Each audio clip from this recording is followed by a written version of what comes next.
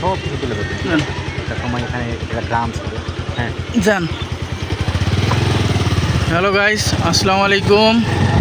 আজকে আমরা দেখাতে যাচ্ছি সেই পায়রা বন্দর, যে পায়রা বন্দর তৈরি হয়েছে 600 একর জমির ওপর নির্মিত। এই বিশাল এলাকা জুড়ে রয়েছে বিভিন্ন অবকাঠামো, যেমন টার্মিনাল, পন্টুন, নিরাপত্তা ভবন ইত্যাদি, এবং সড়ক তৈরি করা হয়েছে। এছাড়াও বন্দরটিকে নিরাপত্তা ভবন এবং আভ্যন্তরীণ সড়ক তৈরি করা হয়েছে। এছাড়া বন্দরটিকে ঘিরে একটি অর্থনৈতিক অঞ্চল গড়ে তোলার জন্য সরকার যে নির্মিত পদক্ষেপগুলো নিয়েছেন, তার মধ্যে হচ্ছে গার্মেন্টস, জাহাজ নির্মাণ ও মেরামত শিল্প, কন্টেনার টার্মিনাল, ওষুধ শিল্প, মৎস্য ইত্যাদি স্থাপন করা হবে। পায়রা বন্দর কর্তৃপক্ষ এই বন্দরটি পরিচালনার জন্য একটি স্বায়ত্তশাসিত সংস্থা। এই পায়রা বন্দর স্থাপিত হয় 2013 সালে পটুয়াখালী জেলার কলাপাড়া উপজেলায়।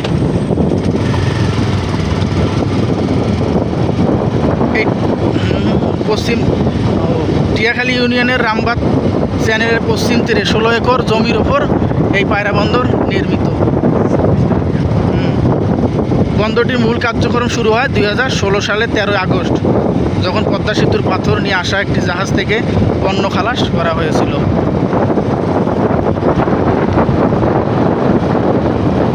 এই পায়রা বন্দরটি অবস্থান করেছেন বরিশাল বিভাগের পটুয়াখালী জেলার কলাপাড়া থানা নির্মাণাধীন।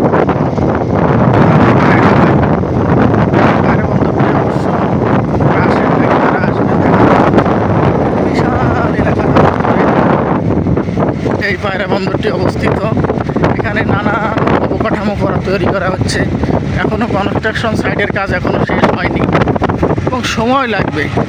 সামনে রয়েছে পায়রা বন্দরের সামনে রয়েছে আন্দারমানিক নদী। এখানে রাখালেরা গরু বায় এবং মহিষ, গরু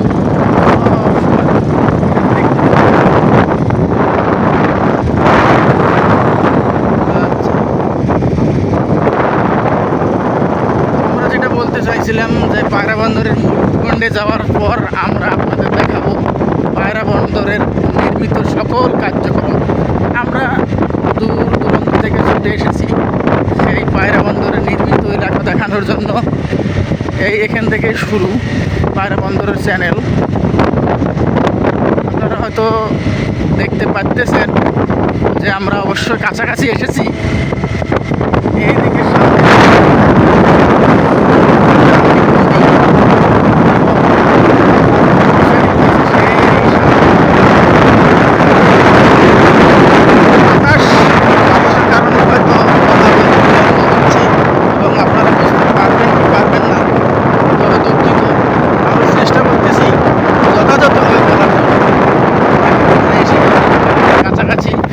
সেই পায়রা বন্দরের সুন্দর অবকাঠামো দৃশ্য দেখানোর জন্য প্রায় কাছাকাছি এসে গেছি।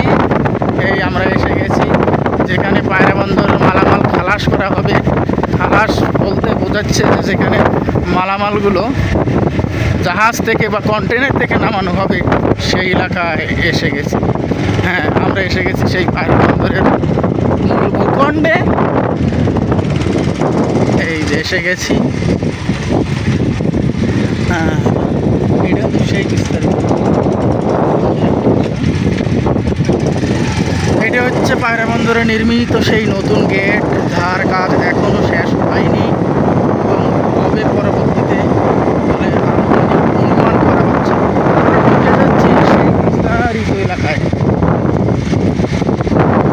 যেখানে জাহাজ কন্টেনার থেকে মাল খালাস করা হবে।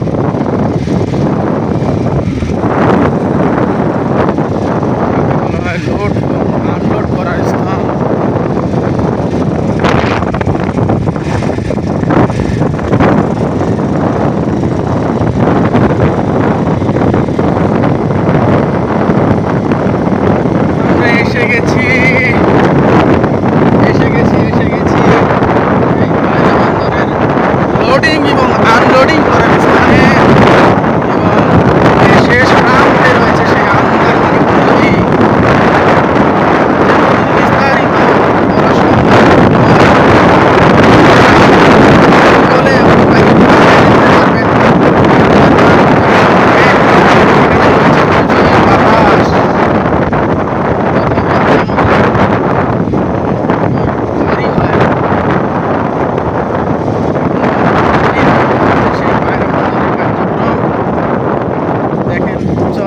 রয়েছে সেই কার্যক্রম, যেটাকে বলা হয় জেটি।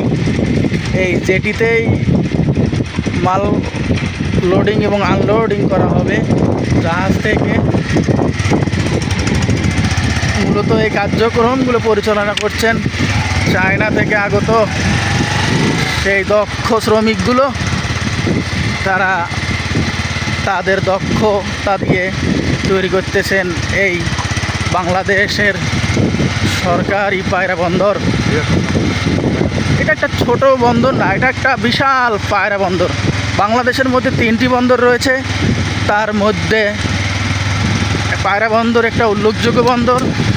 একটা সংক্ষিপ্ত যেমন ভাষা আছে, ভাষাটা হচ্ছে একটা মহিলার নাম বা মেয়ের নাম দিয়ে চম্পা। এই চম্পাকে ভাঙাইলে হয় 3টে বন্দরের নাম, যেমন চতে চট্টগ্রাম বন্দর, মতে মংলা এবং পতে পায়রা বন্দর। আমরা এই পায়রা বন্দরে অবস্থান করতেছি।